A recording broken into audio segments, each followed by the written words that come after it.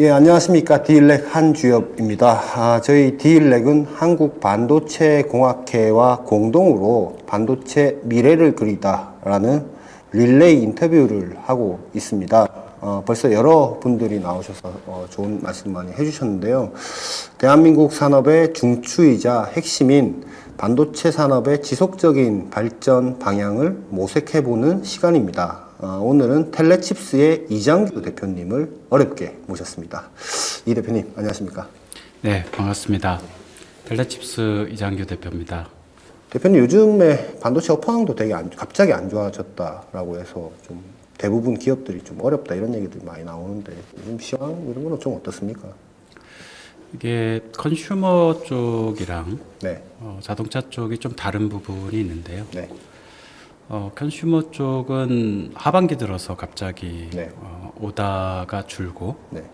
그거는 이제 코로나 이후에 소비 패턴의 변화가 반영된 거라고 보면 되겠는데요. 네. 자동차 쪽은 여전히 반도체에 대한 그 수급이 안정적이지 못한 부분의 반영을 계속해서 받고 있어요. 네.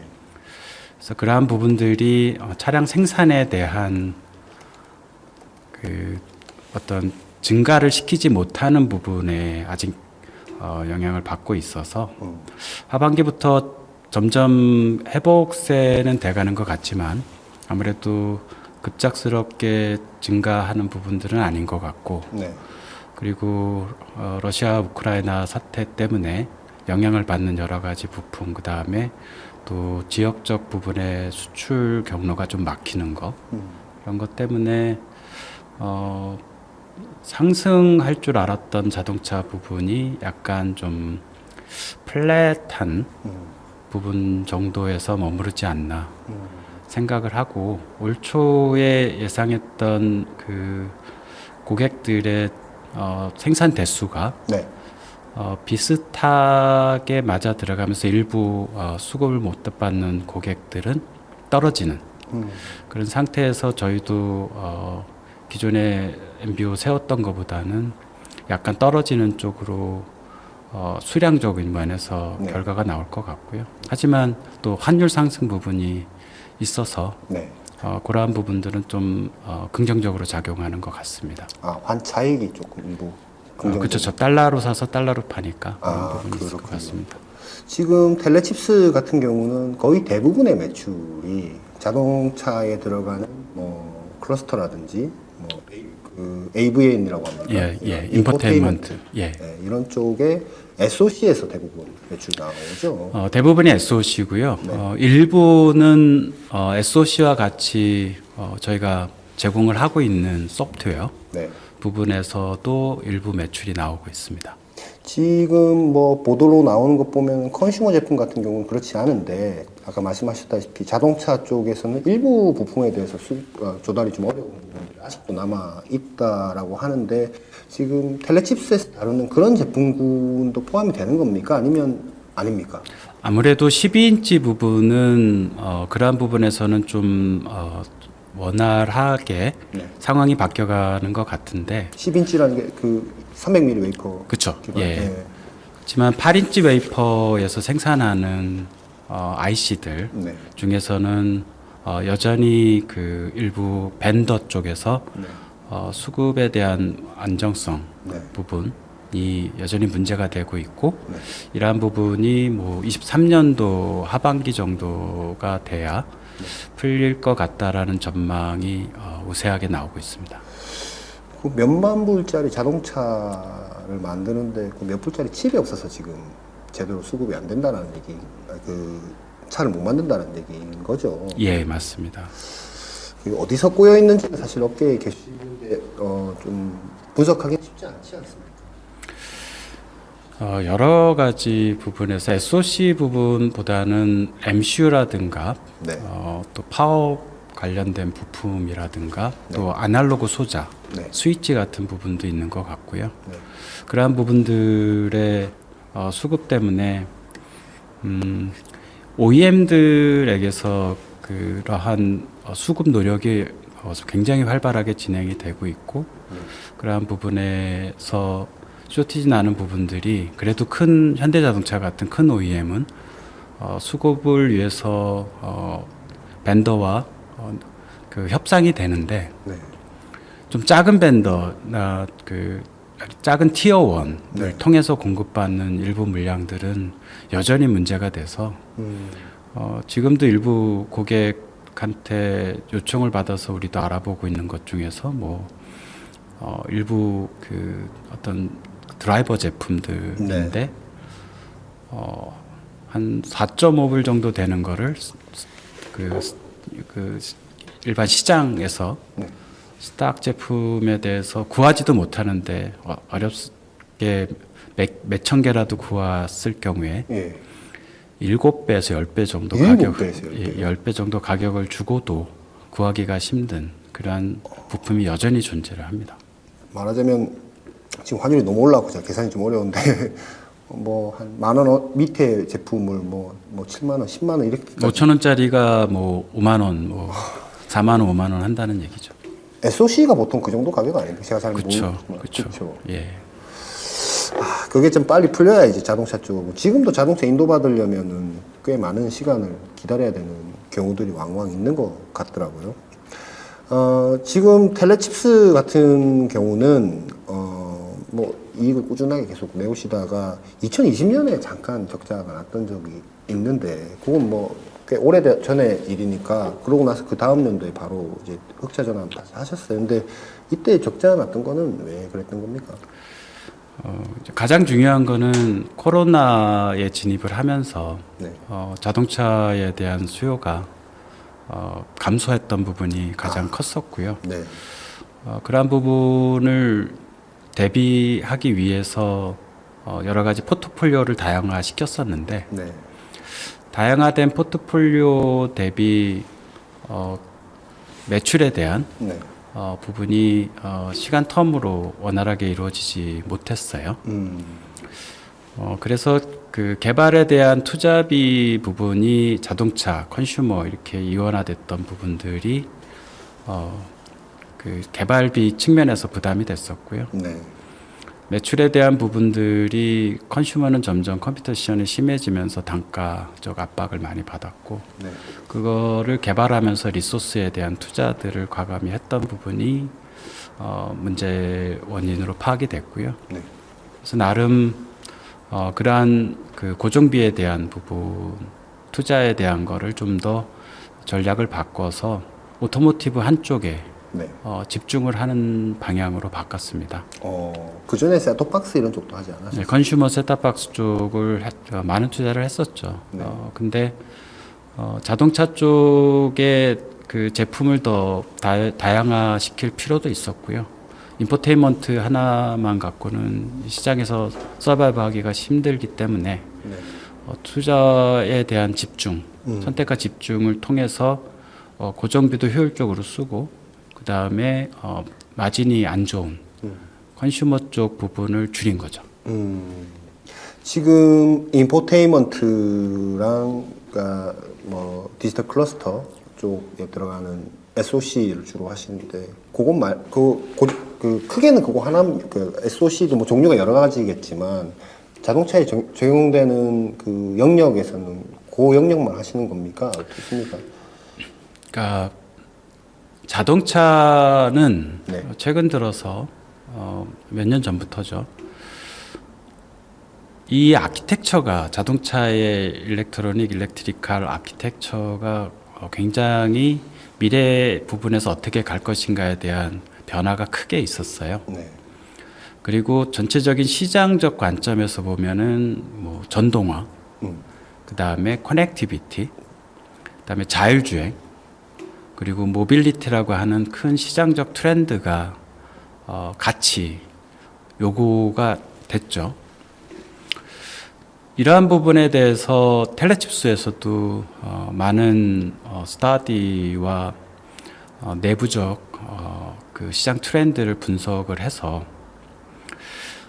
인포테인먼트는 이 아키텍처 관점에서 보면은 그 기존의 이제 레가시 플랫 아키텍처에서 도메인 아키텍처로 가고 그 다음에 조날 아키텍처 즉 센트럴라이즈드 되고 조날을 제외한 모든 거는 중앙 집중화시키는 그런 아키텍처로 변화가 돼가고 있는데 그 인포테인먼트 칵핏이라고 하죠. 네. IVI랑 클러스터, 헤드업 디스플레이 혹은 패신저 디스플레이 같은 거를 지원하는 이 칵핏은 하나의 그 과정 중에서 도메인 중에 하나입니다. 네. 인포테인먼트 도메인이라고 할 수 있는데 네.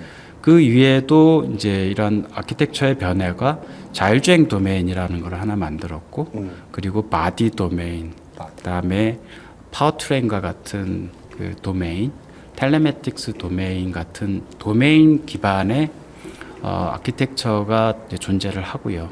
그게 이제 센트럴라이즈드 아키텍처로 조널 기반의 아키텍처로 바뀌면 콘솔리데이션이 돼요. 그러면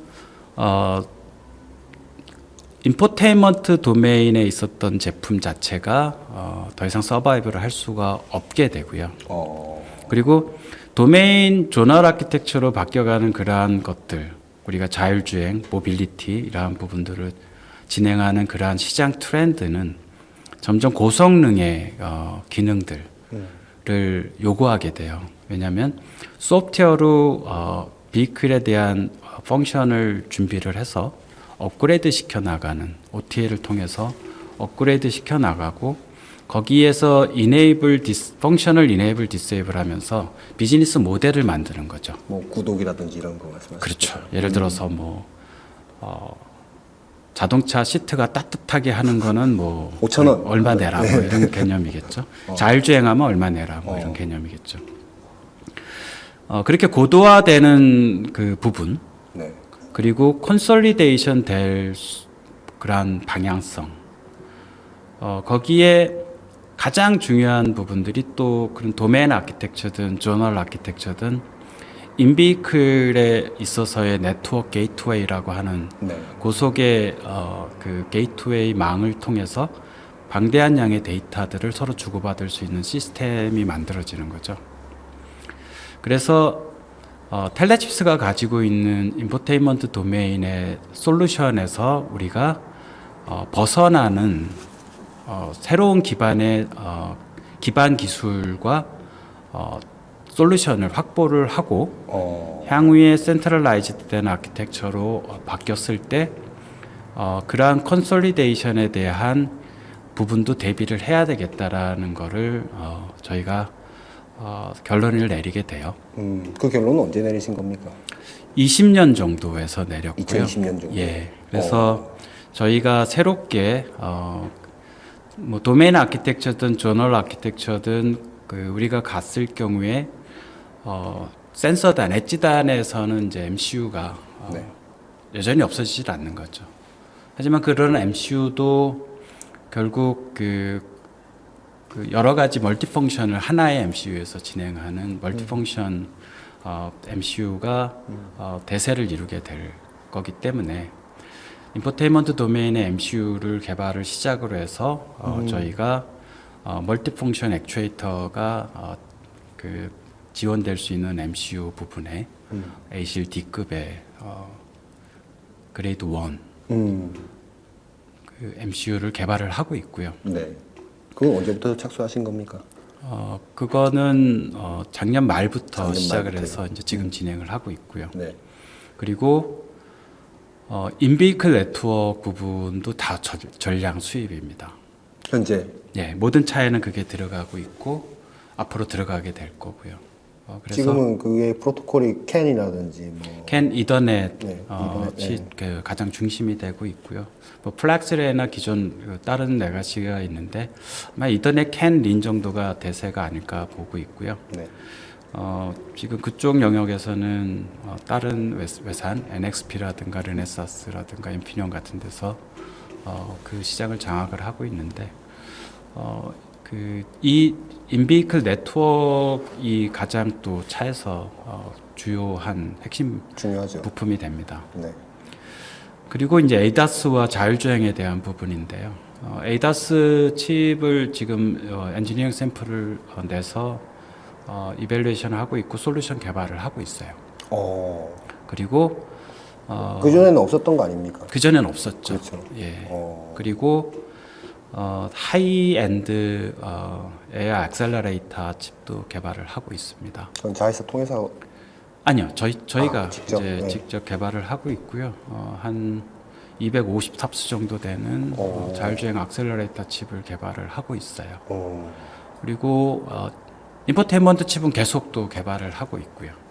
그래서 인포테인먼트 칩 자율주행 인비클 네트워크가 합쳐지면은 비클 컴퓨터가 되는 거예요. 그쪽으로의 기반 기술들이 다 이제 갖춰지게 될 수 있는 거고요. MCU 부분은 인포테인먼트 도메인, 바디 도메인, 나중에 조널로 갔을 때도 우리가 역할을 할 수 있는 도메인에 대한 MCU 솔루션들을 준비를 하고 있고. 그거는 64비트 뭐 이런 좀 32비트. 32비트죠. 예. 그래서 기존에는 인포테인먼트 도메인에서 자동차 칩을 만드는 회사였다면 지금은 자동차 전반의 종합 자동차 반도체 회사로서 더 성장하기 위한 노력과 투자를 공격적으로 하고 있는 회사라고 보시면 됩니다. 그러니까 이제 인포테인먼트 쪽에만 기존에는 했다면 뭐 바디나 뭐 파워트레인이나 뭐 셰시 이런 쪽에도 MCU 쪽도 하시고 네트워킹 쪽도 이제 들어가려고 하시고 있고 에이다스는 이미 이제 시제품을 개발했다라는 말씀이시군요. 예. 과거에 2000년대 스마트폰 나오기 전에 뭐 일반 피처폰 쓰고 이럴 때는 뭐 MP3도 뭐 많았고 뭐 기타 소형 기기들이 많았지 않습니까? 그리고 이제 스마트폰 나오고 나서 이게 결국은 다 통합이 되었는데 종국에는 아까 대표님 말씀하신 것처럼 그러한 여러 가지 것들이 칩 하나로 다 모이게 되는 겁니까? 궁극적으로는 그렇게 갈 거라고 보고 있는 거예요. 그랬을 경우에 소프트웨어로 요새 소프트웨어 디파인드 비클에 대한 얘기가 많이 나오잖아요. 네. 처음에는 도메인 레벨에서 진행을 하다가 점점 단계적 컨솔리데이션이 진행될 것 같고요. 네. 2030년 이후에는 상당히 그쪽으로 많이 발달을 할 것 같습니다. 지금 말씀하신 내용 들어보면은 이제 사업의 어떤 영역을 자동차 안에서도 이제 많이 늘리시는 걸로 이제 이해가 되는데 이 사업의 영역을 늘리는 것과 올해 5월에 뭐 LX 세미콘으로부터의 뭐 지분 투자를 받았다고 표현해야 됩니까? LX가 지분 투자한 거 그리고 자회사의 어떤 그 지분을 상장사 지분을 좀 매각한 것들이 뭐 좀 연장선에서 이루어진 일입니까?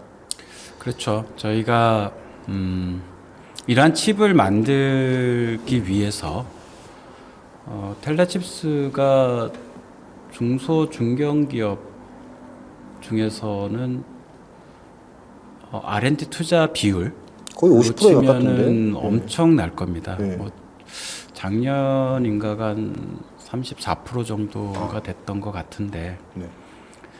그런 R&D 비용은 지금 저희가 매출을 올리고 있는 분야 핵심 그 공정은 28나노예요. 네. 그리고 이제 14나노가 지금 진행이 되고 있고 65나노 일부 진행이 되고 있는데 우리가 지금 투자하고 있는 거는 지금 말씀하신 거 들었을 때 칩이 몇 개야 이렇게 생각하실 수 있잖아요. 네. 거기에 8나노가 2개가 있고요.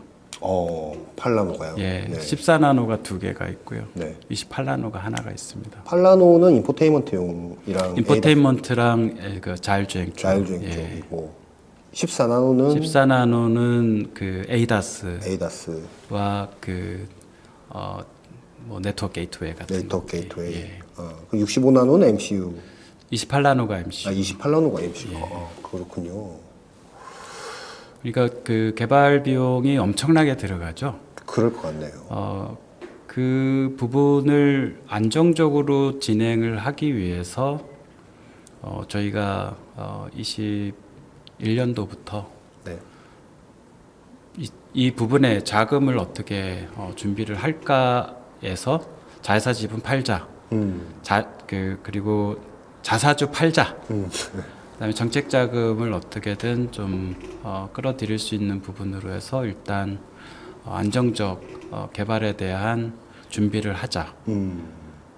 뭐 일부는 국제과제 비용을 통해서도 조달을 합니다만 적어도 한 4-5배 정도가 실제 저희가 추가적으로 투자를 해야 되는 부분들이기 때문에 네. 그러한 관점에서 이제 자회사 지분이 말각이 됐고요. 네.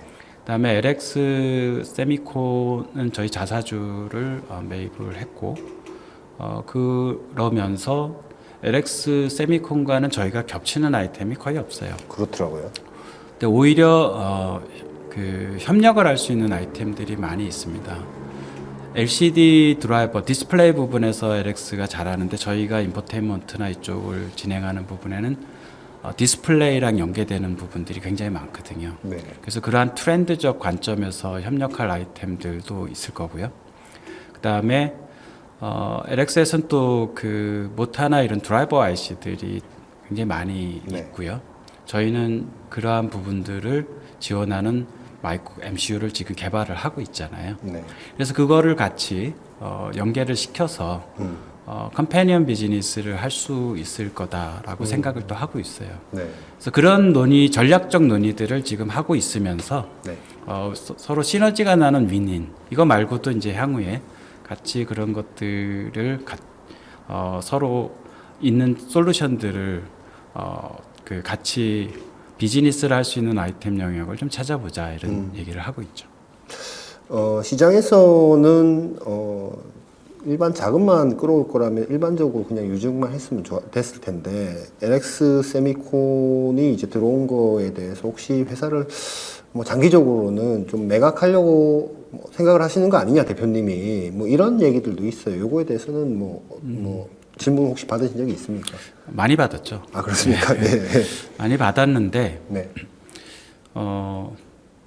자사주 지분을 어차피 매각을 할 거면 전략적 그 협력적 투자 그 사업을 하는 데가 낫지 재무적 투자하는 데다가 할 필요는 없잖아요. 네. 실질적으로 그러한 부분에 있어서 그 디시전이고요. 네. 그 시너지 부분에 대해서 또 이런 것들이 있습니다. 네. 글로벌 OEM 비즈니스를 자동차 비즈니스사들에게 비즈니스를 하는 데 있어서는 텔레칩스도 여전히 규모가 작아요. 안정적이었으면 좋겠어요. 그러면 텔레칩스의 투자자가 누구냐라고 하는 부분도 많이 물어봅니다. 거기에 그 무게감이 있는 회사가 존재를 하는 것도 굉장히 도움이 많이 돼요. 그래서 LX 세미콘과 같이 우리 중견 그룹로서 네. 또 LG LX 그룹의 그 하나의 관계가 있는 관계사로서 있다라는 거가 투자사로서의 그러한 위치를 네. 의미를 가질 수 있다라는 생각도 같이 작용을 한 거죠. 지금 아까 뭐 8나노, 14나노, 28나노, 65나노 이렇게 말씀하셨는데 팹은 지금 올 삼성입니다. 올 삼성입니까? 예. 국내 팹리스 회사들 중에 텔레칩스처럼 그렇게 뭐랄까요 선단 공정을 쓰는 회사 없지 않습니까? 지금 보면은 뭐 그 AI 쪽에서는 이제 5나노, 네. 삼성 5나노를 쓰는 회사가 있죠. 거의 뭐 양산은 뭐 예, 아직 안 어쨌든. 네. 근데 그렇지 않고 이제 저희처럼 실질적으로 좀 공격적으로 진행하는 회사는 거의 없죠. 지금 8나노로 칩을 2개를 이제 개발을 하고 계신 건데 대략 비용은 얼마나 듭니까? 그거는 컨피덴셜하기 때문에 말씀드리기는 뭐하고요. 대략적으로 뭐 저희가 이렇게 보시면 돼요. 그러니까 우리가 아까 네트워크 칩, 네. 그다음에 AI 액셀러레이터, 뭐 MCU, 그다음에 이제 인포테인먼트 칩을 개발을 지금 하고 있어요. 네. 그 칩들이 양산되려면 3천억 이상 될 것 같아요.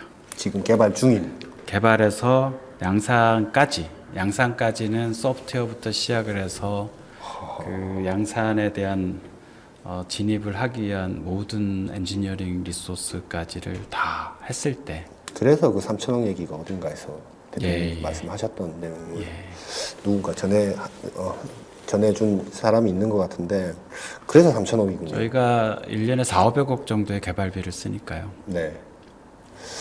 아니 그러면 1년에 이제 매출 올해 뭐 지금 컨센서스 나온 거 보니까 뭐 증권가에서 한 1,600억 정도 뭐 추정이니까 그쪽에서는 작년에 1364개는 올해 1,600억 정도 매출하는데 지금 뭐 원래 그 인포테인먼트를 중심으로 해오다가 이제 지금 제품군을 늘린 거 아닙니까? 늘려서 그 정도 이제 개발 비용이 나가야 된다라고 해서 제가 어느 정도 이제 얘기를 들으니까 수긍은 되는데 다음 공정 노드로 갈 때가 이제 또 5나노 뭐 또 3나노 언젠가는 가야 되지 않겠습니까? 그죠. 그러니까 저희 같은 회사는 다음번에 또 그러한 부분들이 있을 거고, 그러니까 그때 또 투자를 받으면 R&D 개발 비용이 계속해서 이렇게 많이 나가는 거예요. 그래서 그러한 부분들 때문에 이제 매출과 이익을 계속 좀 많이 만들어야 되는 그런 당면과제에 있습니다. 근데 뭐 최악의 상황보다는 뭐 최상의 상황을 이제 말씀드려야 될 텐데 그냥 제가 질문드리고 싶은 것은 말씀하신 대로 매출과 이익을 많이 못 만들면 다음번 노드를 이제 뭐 3나노, 뭐 5나노, 뭐 혹은 그 전 단계 더 선단의 공정을 써야 될 때는 또 그럼 투자를 조달해야 될 수도 있다. 뭐 그 상황은 안 나와야 되겠죠. 뭐 그 상황이 안 나오면 좋죠. 네. 그러한 상황들을 어떻게 가져가느냐는 이제 그 개발의 개발도 단계가 있잖아요. 네. 그래서 지금 개발하는 것들을 개발해서 적어도 양산에 인게이지를 하려면 25년, 26년 정도 되거든요. 이제 그 전에 새로운 거를 또 개발을 진행을 하고 뭐 5나노를 쓴다, 4나노를 쓴다라고 하는 부분들이 나오기 전까지는 지금 있는 것들을 가지고 또 매출을 최대한 늘리는 그런 노력들을 해야 됩니다. 지금 그 개발하시면서 가장 힘들다고 생각되는 부분은 어떤 것이 있습니까? 일단 리소스에 관련된 부분들이 가장 어려움이 있죠. 리소스는 사람? 예, 사람 개발하는 네. 리소스에 관련된 부분들이 굉장히 가장 큰 어려움 중에 하나인 거고요. 그다음에 새로운 부분에 있어서 우리가 개발하는 것들을 그냥 무에서 맨 땅에 개발을 하게 되면 성공 확률이 낮잖아요. 네. 그래서 그러한 부분들에 대한 거가 조금은 그 전략적인 어떤 개발 관점에서의 파트너십을 만들어서 개발의 성공 확률과 또 윈윈할 수 있는 환경을 만드는 것들이 중요하고요. 네. 그다음에 이제 개발에 대한 그러한 투자 부분들이 또 필요한 거죠. 지금 뭐 팸리스 업계 전반적으로 뭐 사람 모자란다라고 아우성인데 그래서 뭐 정부에서도 뭐 정원을 뭐 수도권 정원을 늘리냐 마냐 뭐 이런 얘기로 또 지방대하고 또 여러 가지 논란도 있는 것으로 알고 있고 텔레칩스 입장에서는 어떻습니까? 지금 사람을 뭐 예를 들어 지금 한 제가 보고서를 보니까 300명 정도 350명 정도 되는데 훨씬 더 늘려야 되는데 못 늘리고 있는 겁니까? 아니면 지금 적정 수준인 겁니까? 어떻습니까? 예, 그러니까 지금 현재 저희가 뽑아야 되는 인원 중에서 못 뽑은 인원이 꽤 돼요. 예. 3분기까지도 지금 3분기 목표가 35명 정도 됐었는데 지금 보니까 한 20 몇 명 정도 뽑고 또 나가는 사람도 있으니까 그렇죠. 또 새로 네. 뽑아야 되기도 하고 이러한 부분에 어려움이 계속 있어요. 그래서 저희도 지금 고민을 하는 거가 대구 경북의 거점을 만들자. 대구 경북이요? 예. 네, 그쪽입니까? 그쪽에서 있기를 원하는 어. 우수한 엔지니어들도 있을 거기 때문에 그러면 그쪽 지역에서 또 반도체라든가 이런 네. 반도체 관련된 소프트웨어라든가 하는 부분들을 하고자 하는 인력이 거기서 일을 하고 싶은 인력들이 있다면 우리가 내려가서 그러한 인력이 조인할 수 있는 그런 환경을 만들어주면 윈윈 서로 조화가 이루어지지 않을까. 그래서 지금 그러한 부분도 좀 고민을 하고 있습니다. 지금 뭐 제가 어떤 분이 얘기하시기를 퀄컴에서 이렇게 프로젝트를 하면 뭐 다양한 프로젝트들이 있으니까 실제로 엔지니어링 하는 사람들은 저 타국에 뭐 파키스탄이라든지 뭐 인도라든지 뭐 베트남이라든지 뭐 여러 나라 저희가 저 나라에서 반도체 설계력이 이렇게 많나라고 싶을 정도로 생각했던 나라의 사람들을 원격으로 이렇게 또 활용하는 경우들도 있거나 아니면 아예 뭐 여러 가지 그건 정부에서 정책적으로 좀 이렇게 해야 되는 부분이긴 하지만 뭐 해외 인력을 좀 이렇게 활용한다거나 뭐 같이 알아봤죠.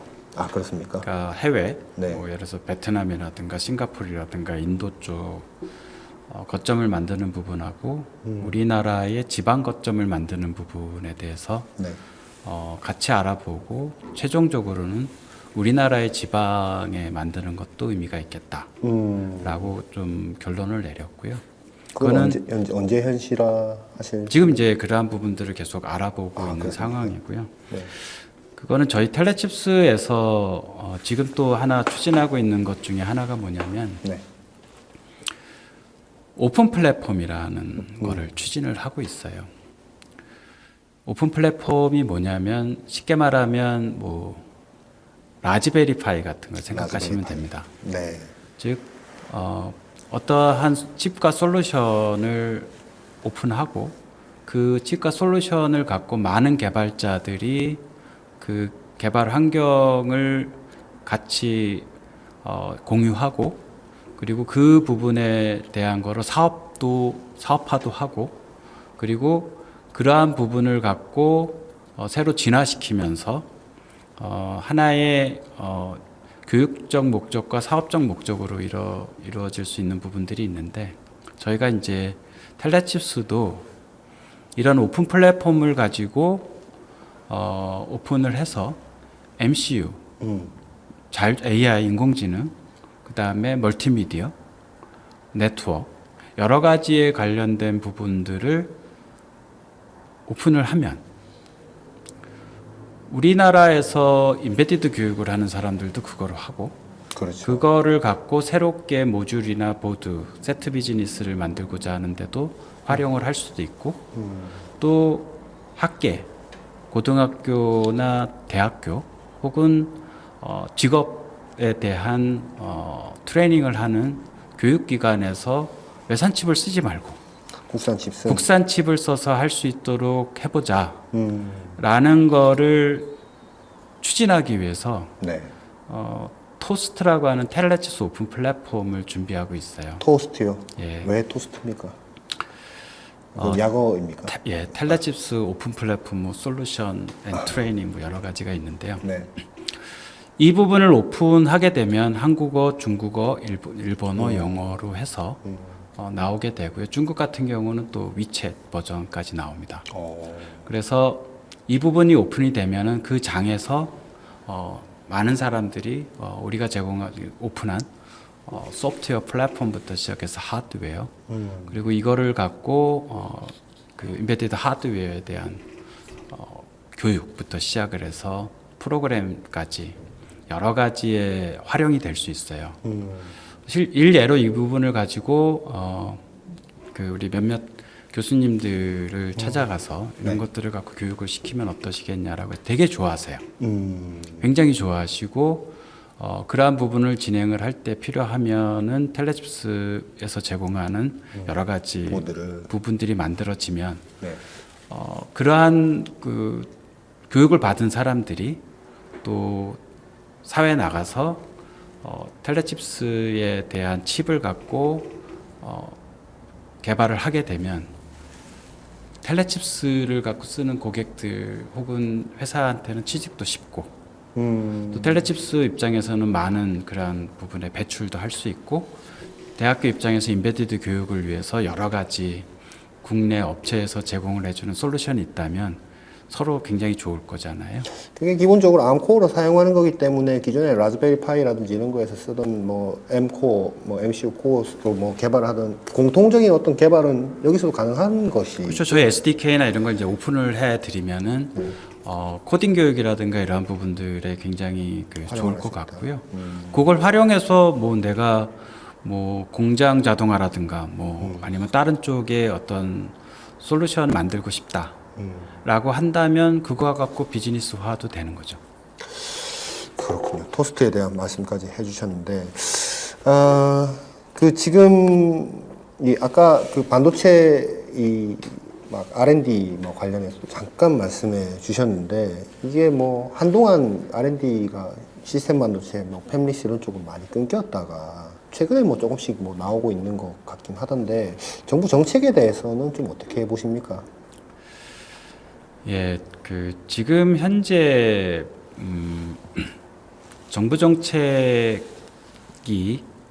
최근 들어서 반도체 부분에 정부도 많이 지원해 주시고자 여러 가지 그 지원 정책 과제들을 많이 활발하게 만드시고 기획하시고 계십니다. 이러한 부분들이 지금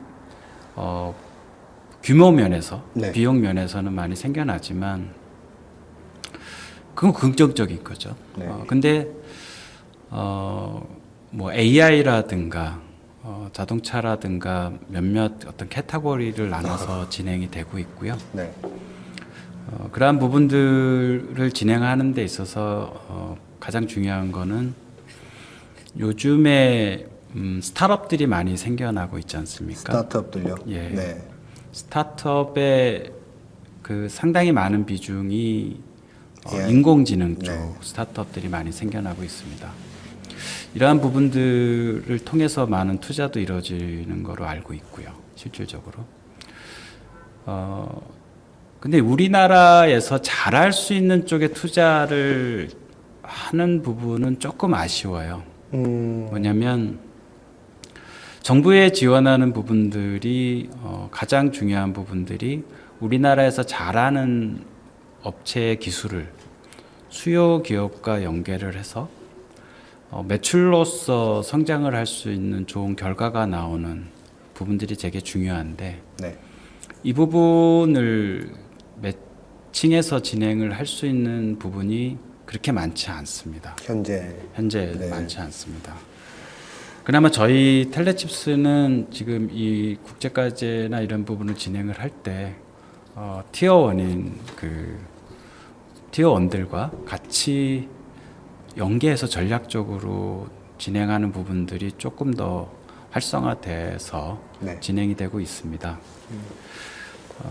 그리고 그러한 부분들을 만들 때 스펙적 부분에서도 고객이 요구하는 부분의 스펙이 상당히 많이 반영이 되는 것들을 추진하고 있는데 이러한 수요 기업이 원하고 그 다음에 우리나라의 팹리스 업체들이 잘하고 있는 그러한 기술들을 과제화해서 실제적으로 수요 기업이 쓸 수 있는 그러한 연계성 프로젝트들이 많이 진행되면 좋겠는데 수요 기업이 맨 뒤에 있다 보니까 이게 굉장히 아쉽습니다. 개발만 하고 이게 실제로 돈을 벌 수 있을 것이냐에 대해서는. 예, 그래서 저는 이제 많이 생각하고 또 바람이라고 생각하면 그런 수요 기업과 같이 진행이 될 수 있는 과제를 만든다면 수요 기업도 그러한 것들을 적극적으로 인볼브를 한다면 수요 기업 쪽에 많은 혜택을 주는 인센티브를 줄 수 있는 그러한 것들을 뭔가 정부가 정책적으로 진행을 하면 굉장히 도움이 될 것 같아요. 왜냐하면 수요 기업이 뭔가 베니핏이 있어야 그렇죠. 그 매력을 느낄 거잖아요. 뭐 네. 세제 혜택이라든가 그렇죠. 뭐 어떤 특별한 베니핏을 어드밴테이지를 인센티브로 만들 수 있으면 되게 좋을 것 같고 그럼 수요 기업가 뭘 할지 모르잖아요. 네. 그럼 수요 기업가 뭘 할지 모르니까 수요 기업가 뭘 할지 모르는 그 스펙을 수요 기업가 만들기 전에 네. 이 수요 기업과 같이 어떠한 방향에서 비즈니스적 그 아이템에서 혹은 사업 방향군에서 과제에 대한 어떤 풀을 만들어주면, 네. 즉 어느 버짓을 만들어서 이 부분은 수요 기업과 향후에 스펙과 비즈니스 방향성 모든 것을 연계해서 제안을 하고 정부가 그게 타당하다라고 판단을 했을 때 버짓은 주고 먼저 네. 못 쓰면 못 쓰는 거고 제안을 했을 때 수요 기업과 같이 타당하다라고 하면 그거를 추진할 수 있게 해준다면 수요 기업 입장에서도 굉장히 내가 원하는 거를 이제 만들어줄 수 있겠구나라는 거를 추진할 수 있잖아요. 네. 이러한 트랙이 있으면 상당히 그 현실적이지 않을까. 수요 연계형으로 현실적인 과제를 내줬으면 좋겠다라는 말씀이시고 최근에 그 AI 아까 말씀하셔서 제가 여쭤보자면 지금 스타트업도 굉장히 많이 생겼고 자금도 지금 최근에는 이제 벤처 캐피탈 자금들이 좀 많이 금리도 많이 오르고 하다 보니까 많이 얼어붙은 경향성이 있는데 상반기까지만 해도 뭐 자금 투자 조달을 엄청나게 많이 받았거든요. 심지어 뭐 누적으로 뭐 1,000억 원 뭐 이상 투자 유치한 기업도 뭐 보였는데 한편으로는 조금 부정적인 시각도 있어요. 이게 뭐 망해도 크게 망하는 거 아니냐. 뭐 성공하면야 당연히 엄청나게 큰 기업으로 성장할 수도 있지만 그러길 바라지만 이 부분에 대해서 뭐 창업 대표님 몇 세대라고 말씀드려야 될지 모르겠는데 뭐 되게 젊어 보이시지만 사실 사업하신 꽤 오래 되셨잖아요. 어떻게 보십니까? 투자를 많이 한다라는 거는 굉장히 긍정적이죠. 네. 투자를 많이 받고 적게 받고에 대한 부분보다는 그렇게 투자를 할 수 있는 분야가 있다라는 거는 굉장히 긍정적이라고 봐요, 저는.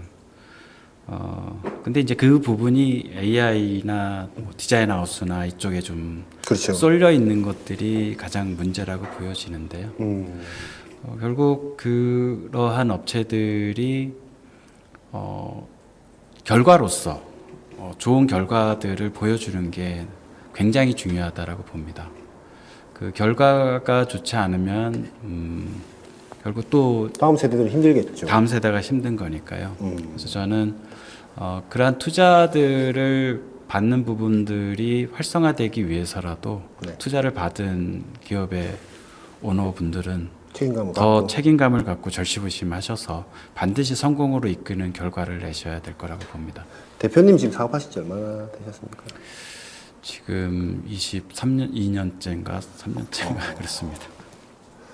재작년에 작년입니까? 재작년이죠. 재작년에 적자 한번 예.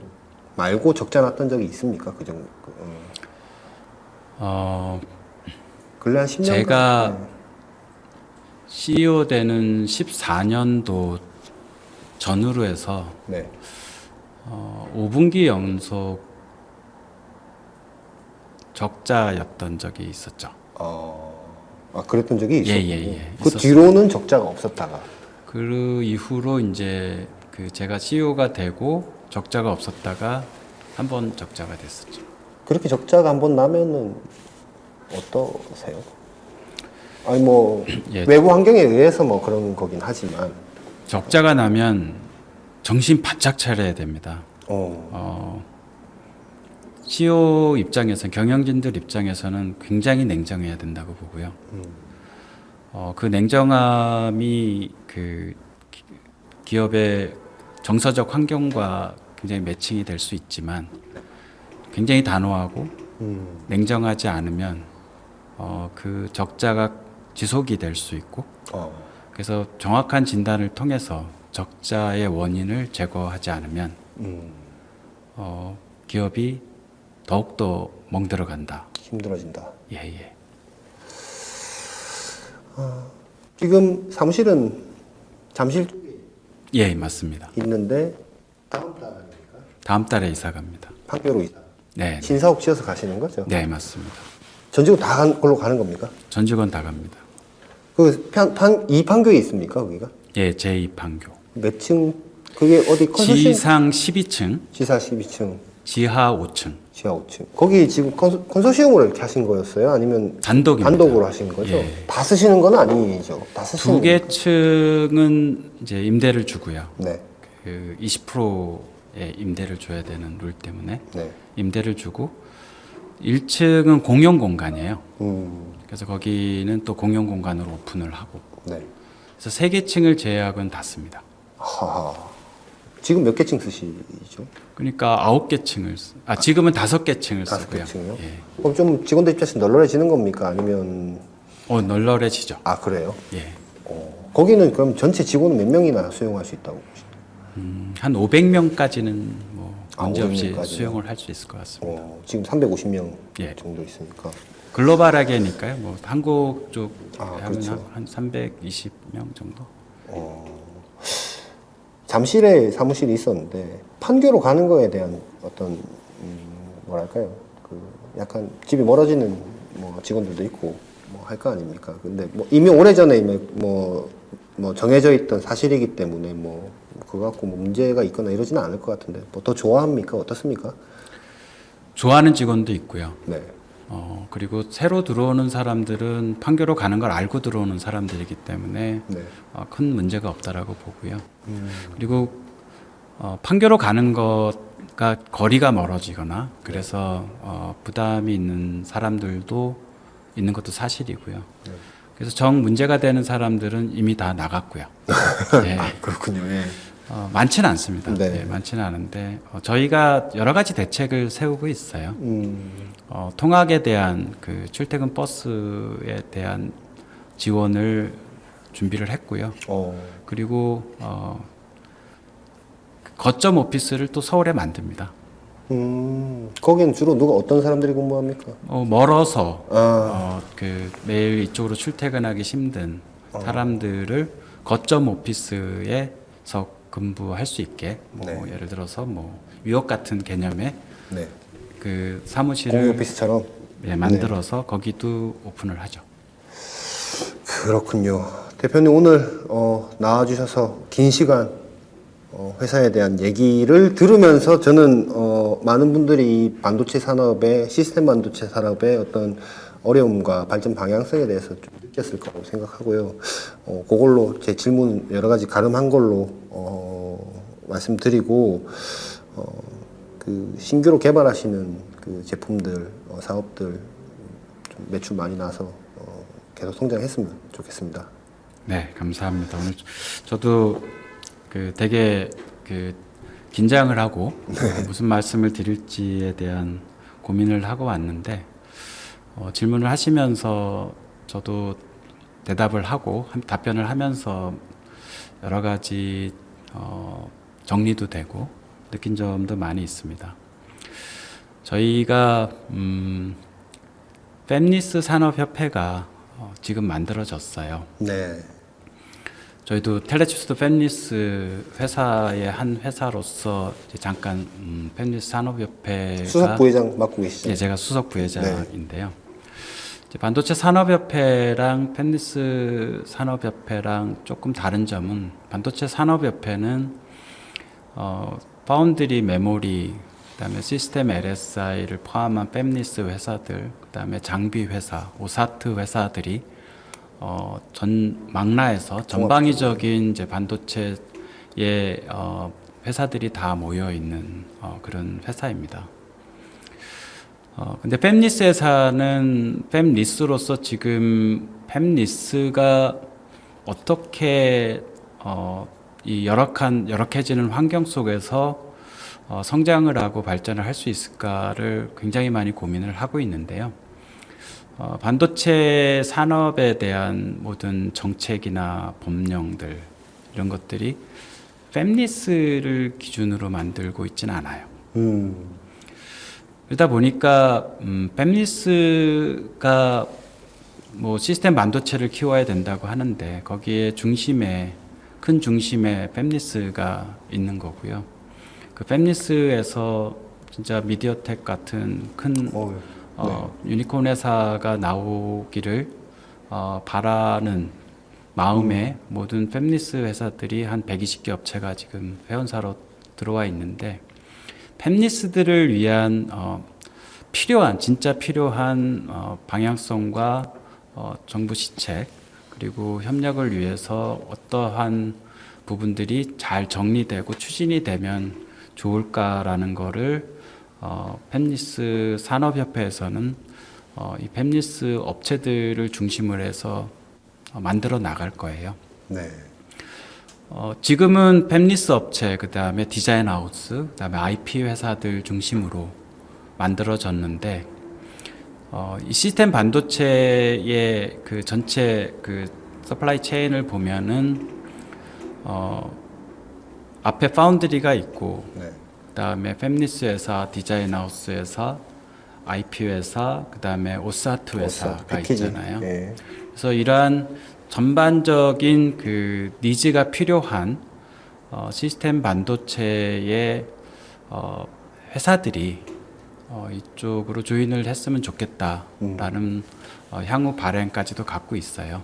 그러면 전 단위부터 후 단위까지의 전반적인 그 전략과 정책을 만들고 또 이 전략과 정책을 갖고 성장 발전 그 플랜을 정부나 또 네. 산학과 같이 논의를 해서 체계적으로 만들어 나가면 조금 더 시스템 반도체의 성장에 도움이 되지 않을까 하는 바람에서 이렇게 팹리스 산업협회가 만들어졌습니다.